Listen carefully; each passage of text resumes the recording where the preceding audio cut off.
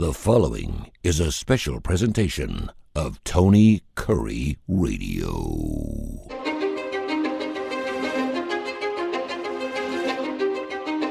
Welcome back to another No Ifs, Ands, or Buts. That's hard as hell to say. No ifs, ands, or buts. Hard. No ifs, ands, or buts. We say buts because, of course, it is Matt's butts. He is an attorney. He does it all. He joins us every single week right here on Tony Curry Radio. Let me just slow down a little bit, take it all in. I get a little excited when you come on. How you doing, my friend? What's going on? Oh man, same old, just working hard and getting after it. Typically, how many cases do you work on at one time? Oh grief. Right now we've got upwards of 50. Do you really? And that's just retained cases. That doesn't include my public defender stuff. Wow. Or some of the other stuff that I do. So yeah, it's a lot. That's impressive. Well, if you want the best, you get the best. 948-4958, 948-4958, mbutslaw.net. We're going to get into ways to protect yourself today. You're about ready to go through a divorce. You're going through, maybe she just told you she wants to leave you, or things aren't working out, or maybe you've been seeing the red flags, and different ways you can protect your personal information. And we're going to start with the cell phone. Before we do that, though, we have a bunch of email questions here, which is great. We've only done one show, and we already got some email questions, which is good. info@TonyCurryRadio.net, info@TonyCurryRadio.net. I want to go to Chan real quick. Chan wants to know, do divorce attorneys charge for every phone call? This is, this is not this, and I wanted to throw this up because I think, so if I have a divorce attorney and I'm calling you and you answer the phone, am I getting charged for that? Most of the time, yes. And the way that a lot of us bill, I mean, everybody does it a little differently. The way I bill is that I bill in tenths of an hour, so that's 6 minutes. So a 0.1 of an hour would generally be a 6 minute or less phone call. So yeah, I mean, we do have to bill for that. I don't bill for all of them. I've been told I probably should. I don't. But a lot of them I kind of have to, because I mean that is part of the work. And do you think that people know that going in? Because I can tell you right now, I know of someone that absolutely wore their lawyer out when they were going through the divorce. I mean, night and day the phone was ringing, and I'm thinking to myself, you better chill out because it's costing you. Now it's not costing me anything. I'm like, the heck it's not. No, it is. And I've had to put up some boundaries. I mean, like I said, we've got upwards of 50 cases right now. I don't necessarily give out my cell phone number. I try to cut it off. However, I'm always available via email. I'm always checking my email, and my clients know the code to put in the subject line to get a phone call immediately. Because lots of times these things going on into the night are not legal problems. Yeah. They're more emotional problems. I mean, sometimes there's a legal issue going on, and email is the best way to sort that out. But yeah, it's we got families. Yeah, exactly. You live your own life. Having gone through that process, I can't tell you how many times people will see their mate doing something, and they're like, "Oh, I got to call my lawyer right away. I got to call my lawyer right away." You're not going to believe what she just did. You're like, dude, write it down, keep track of it, have a log, write everything down, write down what's going on, what she just did, and we'll talk about it later. But as of right now, it's like you want to hit it while it's fresh, but at the same time, it's like if we end up going to the court, it'll all come out, but just write it down like so we have a document. Exactly. Sorry, I think it cut out for just a second, but yeah. You got to think too, if I'm in the middle of something else that is an emergency situation concerning the safety of a person or a child or something like that, the fact that you saw him with his girlfriend at the Mexican restaurant is not going to take precedence there. It can't.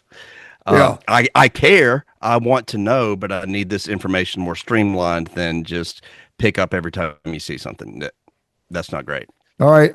Mike in Northport said that I am the breadwinner and I am the one that carries the checkbook. And I've been told that I need to cut her off. Can you explain what exactly that means? So say I'm in a relationship where I control all the money situations. I control all of it. What's the number one rule? And I understand, and I heard that too. The first thing it says, cut her off. Don't give her any financial means because you obviously don't want to give her the upper hand. But I did have some things that I was doing before we broke up. For example, I was giving her an allowance. Uh, she hated when I called it an allowance. That's why I call it an allowance. But yeah. So do you want to keep those things normal, or what do you do? Because obviously, if you're going through a divorce proceeding, she's going to need representation too, or he's going to need representation based on who's got the pocketbook. That's right. I will say that that backfires a lot. Because the court is going to expect you to maintain status quo. Basically, the traditional bills that you paid throughout the pendency of the marriage, you're going to need to continue doing that. It's a good quick strategy, and every case is different. Maybe there are times where you should cut somebody off financially, or I know for a fact there are times when that happens. But most of the time, you're going to want to maintain the status quo. You can't let the power bill go out because imagine, or the electricity go out because imagine if you show up to court and your kids are standing there most of the time and you let the power bill lapse and Yeah. the power goes out. It looks bad. So what you want to do, again, going back to what we said in the first episode, the person who looks the most reasonable in court generally comes out with the most favorable outcome. If you're pulling plugs like that, then be careful. It could backfire on you. Big And time. I'm so glad you brought that up because it does divorce sucks. It's going to get nasty. Keep that stuff out of the courtroom. I'm sure judges hear that stuff all the time. Having sat through a full docket of things, I actually like to get there a little early to watch some other cases. And to hear the petty things that people go to court over is absolutely ridiculous. It's just a waste of time. And you can tell the judge is like, "What are we doing here? Why did you guys not figure this out before you got here?" So yeah, all right, keep right. those emails coming. We got some more we're going to get into in just a few minutes, and one about the discovery process too, which I really want to get into in just a few seconds. Your questions, info at TonyCurryRadio.net, info at TonyCurryRadio.net. You want some free advice? We're not charging you for it. You can get a Matt Butts. He's the man. mbutslaw.com, mbutslaw.net or .com. Check out both 948-4958. All right. So I just found out that my ex, or my soon-to-be ex, has been putting together a plan. She's been talking to her friends. I'm leaving his ass. I had no clue. Now all of a sudden, it's time for me to start protecting what is mine. Where do I need to start looking first, and to what extent do I need to go to protect myself when I'm first getting into divorce? It doesn't look like it's going to be very, very good. All right. So the first priority is always the children. You want to make sure that you are you are doing the things that a parent should be doing for the children. Lots of times it's easy to let one parent do that, but if you're headed for a divorce, there's things you're going to need to know how to do. If you're not the one who's been doing them primarily. Find out who the doctors are. Find out who the dentists are. Maybe come to some appointments if you can. Get more actively involved in school. Do things like that because, and it's not necessarily just to win a case, but it's to be an early adaptation to the new life that you're looking forward to. If we're talking about assets and there's no children at all, I mean, hopefully you have had some, if you have any big assets or big property, you've kept that separate, and that has never been used for the betterment of the marriage, and it's sitting over here so that it can be considered separate property and not considered in a divorce case. However, if it's going to be, you need to start making columns. All right, you need to take the retirement, you need to take the bank accounts, you need to take everything and start making columns, and unless there's good reason, it's generally going to be 50-50. So you need to start prioritizing your assets and understanding that some of them are going away. Um, wow. Again, occasionally you're going to see me just kind of like wander off because I've been through this process, and sometimes Yeah. it hits the heart. The one thing that I think you just brought up, which was really, really interesting, is a lot of when you're in a marriage, we have roles. Okay. And in my particular case, my wife at the time, she was great at paperwork. She did the insurance stuff, she did the school stuff, she did all the paperwork, all those things that I hated to do. And I would cut the grass, I would change the oil, I would do the maintenance in the house, but I was there for the choir practices and all that stuff, and I'd be the driver, this, that, and the other.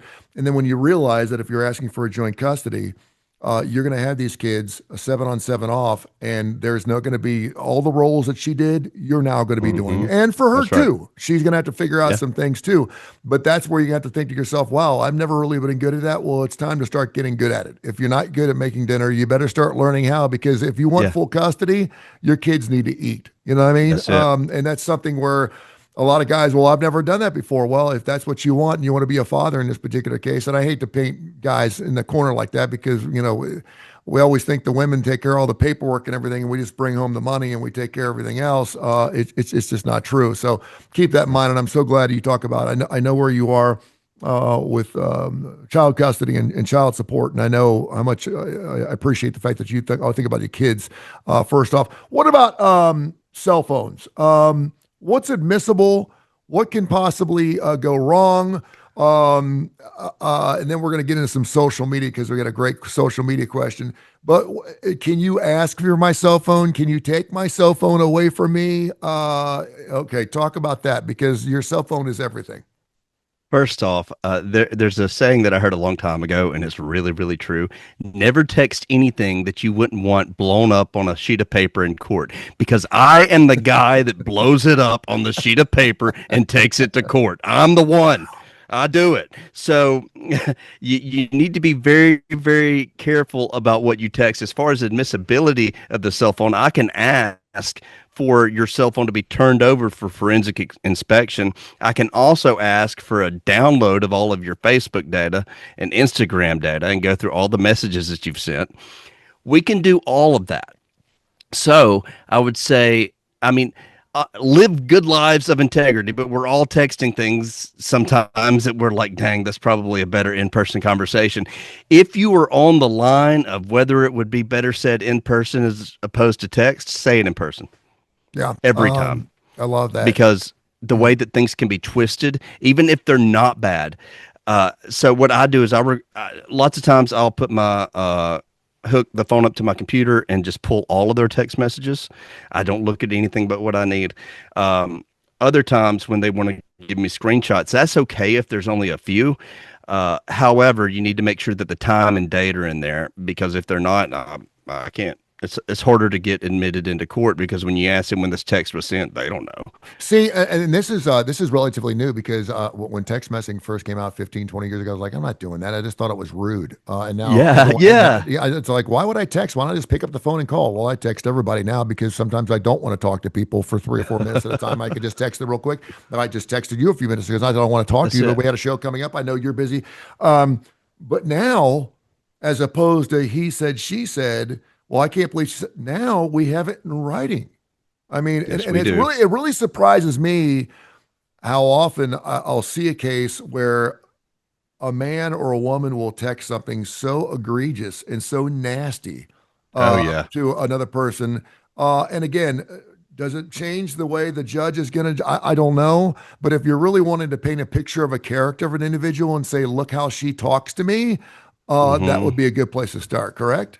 Absolutely. I just had a trial set a couple of weeks ago where I was going through the text messages and he was calling her a whore, but she was giving it right back to him. And it was like, okay, this is kind of a wash here. I mean, you're both. A whore wash. Nice. Yeah. Yes. Yes. And also, you got to be careful with those pictures you send. Look, I understand you want to keep the relationship spicy, but understand that nothing's going to be scribbled out when it goes to the attorney. That's called a doctored photo. Yeah. We need the original. And so I had a case one time where the wife was doing OnlyFans, making a lot of money, but she wanted some alimony. So I had to show that she could make money and how she was doing it. And most of the time I say, look, just give me the top 3 of those. But I'm telling you, this digital stuff is out of control. People will send anything, they will film themselves doing anything, and they will text anything. And I'm saying it's time to stop. Like, stop, cut it off. Thank you very much. And start them young. Start them really, really young. I can't imagine what kids are sending pictures of. So bad. one of the things that was used against me, because I was in social media a lot, and I posted some things that I was always trying to be funny. I'd do anything for a laugh. I was that guy that always, if you weren't going to say it, I would. And that's one of the reasons that I was successful in a lot of different things I did, because I was that guy on the radio, and it was a show, and I was a character, and my image preceded me. But I did come to find out that kind of stuff can come back to bite you in the ass, big time. So talk about just the social media. I am not on social media now at all, not because of my divorce, but quite frankly, I just saw it for what it is. It's unfortunate because I'm in the business where social media is free, and I do need to promote, Matt Butts, and I do need to promote my other shows, and I can do that through my website. But quite frankly, I just got tired of the look at me, look at me, look at me, look at me, look at me, look at me thing. I got to the point where I won't even, if I see a woman on Facebook, I'll look up Facebook just to see what she looks like. But if I see that she's posting more than 3 or 4 times a day, I'm out. I'm out. Yep. If you got time to post more than 3 things a day on Facebook, I'm out. I'm not dating you. I'm not going to see you. I don't want the hubbub. And I know the picture you're trying to paint isn't the real picture. I just don't want to do that. So now, if my ex would go back to my social media, there would be absolutely nothing the last 4 or 5 years, which I'm totally good with. There's nothing that she needs to know about that I wouldn't post to anyone out in public anyway. But talk about the social media, because I think everyone looks at social media as, hey, look at me, look at me, look at me, I'm funny, blah, blah, blah, blah. They can come back to bite you in the ass. It really can. You need to be very, very careful what you put out there. And also, if you're going through a court case, don't post about it. Don't. I mean, because the next time you go to court, guess what's coming up? Print it out on a big sheet of paper. Whatever you posted about court. Judges, I haven't met a judge yet who likes that. why? Also, Why would they do that? What? Give me an example.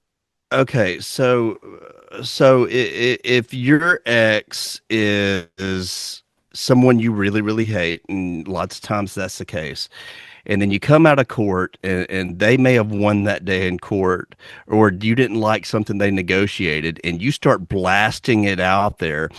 I mean, look, you've got to maintain some privacy about this. You have to, because like, what if in that moment of emotion, your thinking isn't right? What if you're just basing it entirely off of hurt emotions, and then you come back and that's thrown in your face right in front of the judge, and the judge says, "Oh, you don't take this court very seriously." Okay. Oh, yeah. Well, yeah, I mean, because court is a big, big deal, and it's like the person wearing that robe is worthy of the respect that we give them. And if you try to disrespect them or minimize that process in any way, it's going to be really bad. Also, if you get on Facebook and you're just dogging somebody, like some business, keep to yourself. If you go to the ballpark and somebody hits a home run, post it, man. Like, get all those likes. But if somebody cheated on you, or somebody isn't paying you what you think they should be paying you in child support, that's your business. Keep it your business. Don't post it on the Facebook wall for the whole world to see, because it's not going to be received the same way that you think that it's going to be. Yeah, and you know what? There are ways for you to get on Facebook or X or Twitter or whatever, and actually post to just your people. If you want to just keep it in the family, and you need to sweat it off, and you need to let everyone in your family know what a pain in the what she is. There is a way where you can actually just write them individually, DM them. But as far as in putting stuff out there for the world to see, knock it off. The way I look at it is, I didn't want to give any ammo, but it's still out there. It's still out there. It is. And you don't know who's going to get mad at you between now and then, and to get back at you, go hand some screenshots to her, because we get people all the time saying, "Look, you can't know where this came from, but here you go." Yeah. And it's people you would never think. So you just have to be very, very careful and play a lot more close to the chest with this stuff. How has social media played out in your line of business? Has it just absolutely blown it up, or has it changed it dramatically? How has social media? Because I mean, that's probably one of the first things you're looking for, right? Yeah. So as far as my personal social media, I deleted my personal Facebook account. I just cannot have a 24/7 leash all the time. Sure. And we've got a business page that's T Matthew Butts PC. My wife runs that. What is it again? T Matthew Butts PC. Okay. Make sure people know it's out there. you know, a lot of my business comes from these Birmingham moms groups. People will get on there, and I've worked with them before, and somebody will ask for a divorce lawyer, and they'll just start saying my name, and like, these are groups I wasn't even allowed in. These are moms groups. Mhm. So that really, really helped me. It's the new word of mouth. So there is a good end of social media. I mean, that word of mouth has been really, really, really good to us. Um, but as far as doing cases goes, I mean, we're going to do a public record search on every opposing party, Yeah. every one of them. And part of that is, hey, what's out there on Facebook? I mean, we look several different places, but Facebook's somewhere we go. And if we don't see enough, lots of times we're going to ask for that data to be brought over if we're suspecting something such as an adultery or anything that may have been communicated on Facebook. It's amazing what you'll find in there. Um, since you brought it up, adultery, how often does that play into divorces? I know that some people would say that's a really dumb question, but not really, because it seems like everyone cheats on everyone. But if someone's cheating on you, how often does that play into granting a divorce, and how often does that? And the other thing is, I think is really interesting is, say you're in a separation, but you're still legally married, and that person is cheating on you. How often does that play into it? I mean, look, the rule is you're married until you're divorced, right? Until Exactly. that final order comes out. You shouldn't be dating. Now, does that happen? It does. I don't condone it. It happens because you're living in separate houses. Even and when there's no kids, it's even more prevalent. Um, but it's really incumbent upon you, if you know that you're headed to a litigated case, to have as clean a hands as possible, and that's where I try to get people. But I mean, adultery in and of itself can affect a property division. Sometimes it does, sometimes it doesn't. It's not something, if it's affected the kids, then it's certainly going to have more of a deciding factor in the case, but it's not going to be the home run lots of times that people want it to be.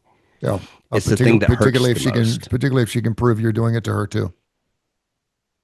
Oh yeah, oh yeah. If it's both ways, I mean, You I call better, that you a better make wash. sure you better, because I've seen some people, and usually the person that's the accuser are the ones that should probably be accused. Whenever I've had females in the past always accuse me of cheating, is because they were cheating on me first.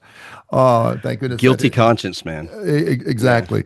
Mbutslaw.net, mbutslaw.net, 948-4958, info at TonyCurryRadio.net, info at TonyCurryRadio.net.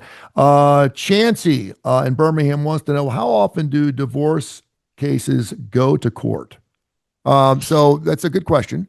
A lot of times you get together and then you find out how expensive it's going to be after everyone's done throwing things at each other. Sometimes you can find some common ground. I realize that I've been in a court of law many times where the judge says, listen, you guys need to figure this out on your own, because I got news for you. Neither one of you are going to like what I've got to say about this thing, because they don't want to go for it. So how important is it to try to solve the case before you actually have to go to court? And how often does it go to court? It is insanely important to, if you don't have to go to court, don't. It's just going to be a whole lot more money. I mean, if you got to go, you got to go. And I have to go a lot more on temporary hearings than I do on trials, although I do try cases and those do go, but most of the time those will settle.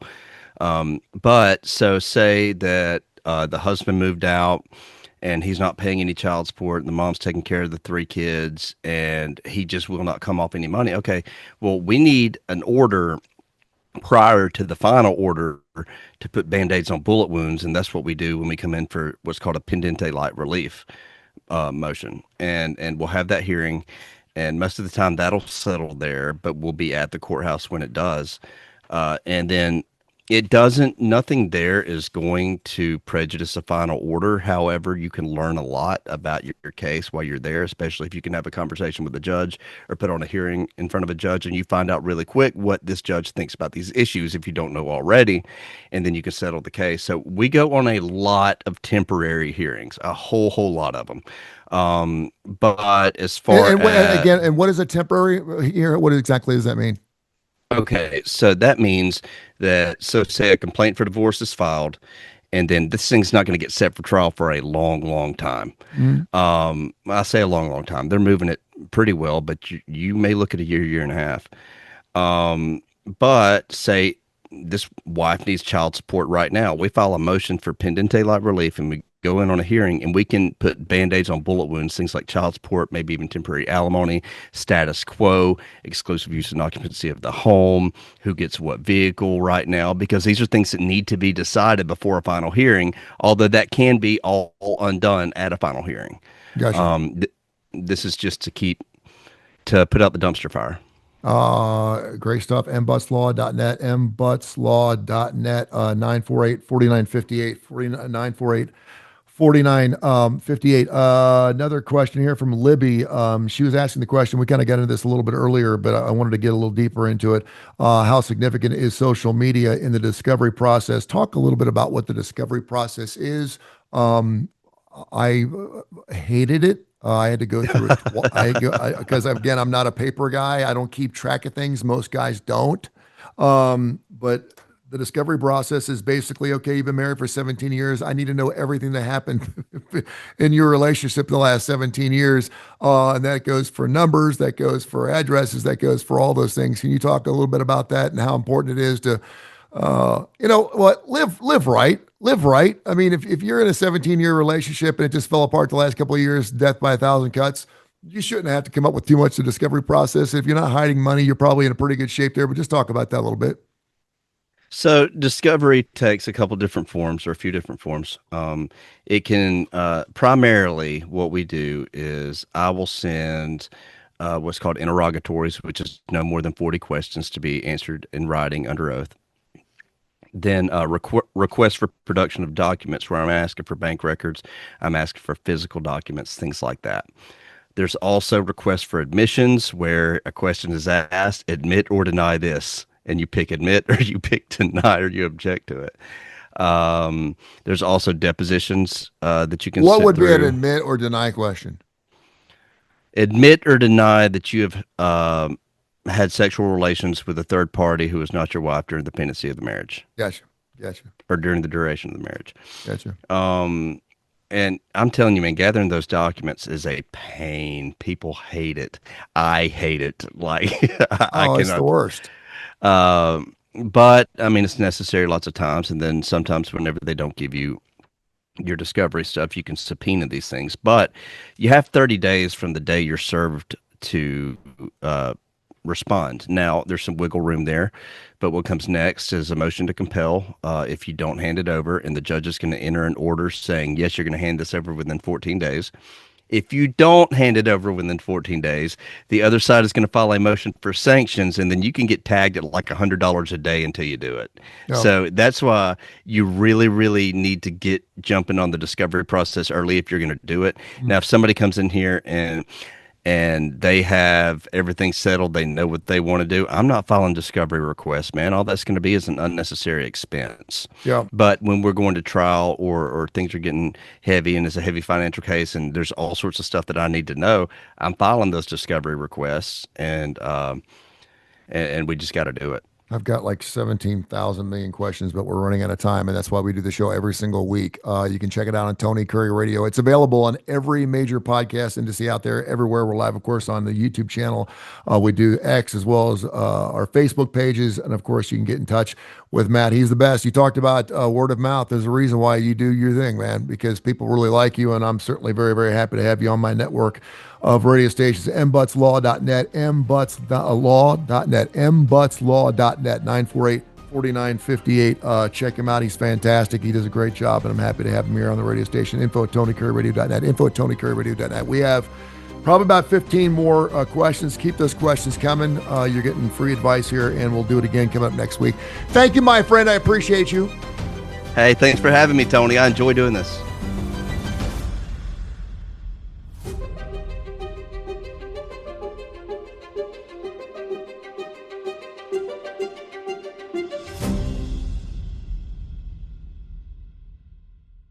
This has been a special presentation of Tony Curry Radio.